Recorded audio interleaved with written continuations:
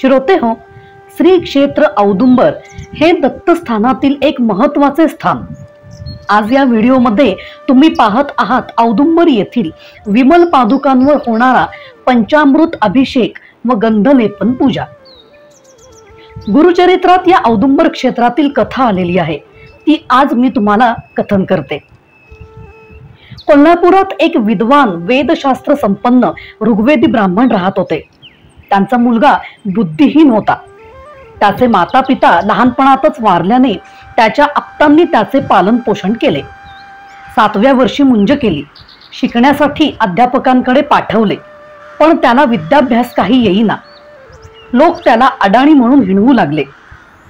ब्राह्मण मुलगा अतिशय दुःखी झाला. त्याच्या मनात आत्महत्येचे विचार येऊ लागले. तो गाव सोडून रात्रीच्या सुमारास भिलवडी जवळ भुवनेश्वरी देवीच्या देवालयात आला. भुवनेश्वरी हे शक्तिपीठ असल्यामुळे जगदंबेचे दर्शन घेतले. अन्न त्याग करून तिच्याजवळ धरणे धरले.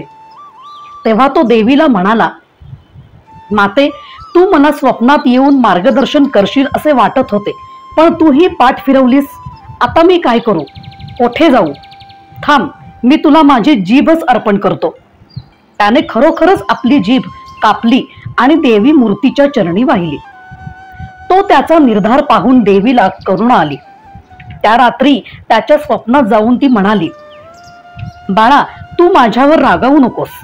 कृष्णेच्या पश्चिम तीरावर औदुंबराखाली एक महातपस्वी पुरुष वास्तव्यास आहेत. तू त्यांना शरण जा, तेच तुझी इच्छा पुरवतील. त्या दृष्टांताने ब्राह्मण कुमाराला जाग आली. देवीला वंदन करून तो कृष्णा नदीच्या दिशेने धावला.